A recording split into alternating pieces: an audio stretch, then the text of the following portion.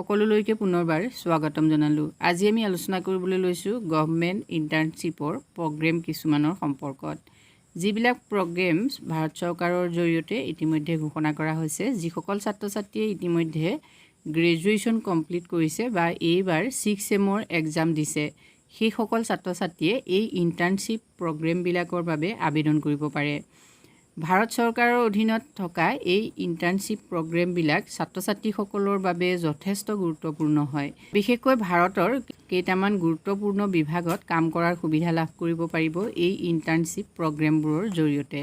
প্ৰগ্ৰেমখিনি কি তোমালোকে চাই লোৱা। Internship programme ministry of external affairs, যিটোক MEA ইণ্টাৰ্ণশ্বিপ বুলি কোৱা হয়।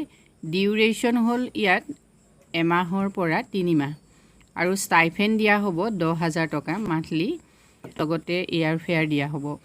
ইলিজিবিলিটি ক্ৰাইটেৰিয়া হ'ল গ্ৰেজুৱেটছ অৰ final year under গ্ৰেজুৱেটছ as less than বা ইকুৱেল 25 ইয়াৰ্ছ, মানে 25 ইয়াৰ্ছৰ ভিতৰত বয়স হ'ব লাগিব। যিসকলে ইতিমধ্যে গ্ৰেজুৱেশ্যন কমপ্লিট কৰিছে বা যিসকলে এইবাৰ 6 ছেমৰ এক্সাম দিছে, সেই সকলো ষ্টুডেণ্টে এই প্ৰগ্ৰেমৰ বাবে আবেদন কৰিব পাৰে। এতিয়া এপ্লিকেশ্যন লিংকটো তোমালোকে যদি বিচাৰা তেতিয়াহ'লে MEA ইণ্টাৰ্ণশ্বিপ যিটো পৰ্টেল হয়, সেই MEA ইণ্টাৰ্ণশ্বিপ পৰ্টেলত গৈ তোমালোকে আবেদন কৰিব পাৰিবা। নেক্সট আহিলে নীতি আয়োগ ইণ্টাৰ্ণশ্বিপ। নীতি আয়োগৰ এইটো ইণ্টাৰ্ণশ্বিপ প্ৰগ্ৰেমৰ বাবে 6 সপ্তাহৰ পৰা 6 মাহ পৰ্যন্ত ইয়াত ইণ্টাৰ্ণশ্বিপ প্ৰগ্ৰেম কৰিব পাৰিবা।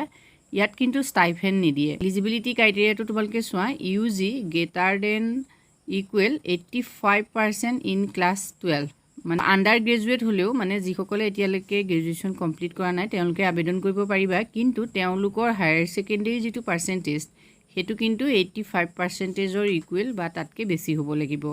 আৰু যিসকলে PG কৰি আছা, পষ্ট গ্ৰেজুৱেট কৰি আছা বা ৰিচাৰ্চ কৰি আছা, সেইসকলেও আবেদন কৰিব পাৰিবা। নীতি আয়োগৰ এই ইণ্টাৰ্ণশ্বিপ প্ৰগ্ৰেমৰ বাবে আবেদন কৰিব বিচাৰা তেতিয়াহ'লে নীতি আয়োগৰ ইণ্টাৰ্ণশ্বিপ পৰ্টেলত গৈ তোমালোকে আবেদন কৰিব লাগিব। নেক্সট আহিল reserve bank of India RBI internship. ইয়াত 3 মাহৰ বাবে এই প্ৰগ্ৰেমটো দিয়া হৈছে। 20,000 টকা মান্থলি দিয়া হ'ব। ইয়াত UG বা PG ডিগ্ৰী থাকিব লাগিব। RBI যিটো ৱেবছাইট আছে তাত গৈ তোমালোকে অনলাইন কৰিব লাগিব। নেক্সট আহিলে ministry of law of justice internship. এইটো ইণ্টাৰ্ণশ্বিপ 4 সপ্তাহৰ পৰা 6 সপ্তাহৰ ভিতৰত। ইয়াত মাহে 15,000 টকা দিয়া হ'ব আৰু ফাইনেল ইয়েৰ ল ষ্টুডেণ্ট এণ্ড গ্ৰেজুৱেটছ সেইখিনিয়ে আবেদন কৰিব পাৰিবা। মিনিষ্ট্ৰী অফ ল ইণ্টাৰ্ণশ্বিপ যিটো পেজ হয়, সেই পেজত গৈ তোমালোকে আবেদন কৰিব লাগিব। নেক্সট আহিলে national human rights commission. National human rights কমিশ্যনৰ ইণ্টাৰ্ণশ্বিপৰ সময় হ'ল এমাহ। ইয়াত 10,000 টকা মান্থলি দিয়া হ'ব। Student of law, political science, social work সেইকেইটা বিষয়ৰ ষ্টুডেণ্ট হ'ব লাগিব। আৰু তোমালোকে নেশ্যনেল হিউমেন ৰাইটছ কমিশ্যনৰ ইণ্টাৰ্ণশ্বিপ পৰ্টেলত গৈ আবেদন কৰিব পাৰিবা। ছাত্ৰ ছাত্ৰীসকলৰ বাবে দিয়া ইণ্টাৰ্ণশ্বিপ প্ৰগ্ৰেমখিনি আছিলে এইখিনিয়ে। আৰু যদি তোমালোকে এনেকুৱা ধৰণৰ ইণ্টাৰ্ণশ্বিপ কৰিবৰ বাবে সুবিধা পোৱা তেতিয়াহ'লে ই তোমালোকক ভৱিষ্যত কেৰিয়াৰ বনোৱাৰ ক্ষেত্ৰত যথেষ্ট সহায় কৰিব। সবিশেষ তথ্যখিনি যদি তোমালোকে চাব খোজা তেতিয়াহ'লে ডেছক্ৰিপশ্যন বক্সৰ লিংকত গৈ চাব পাৰিবা।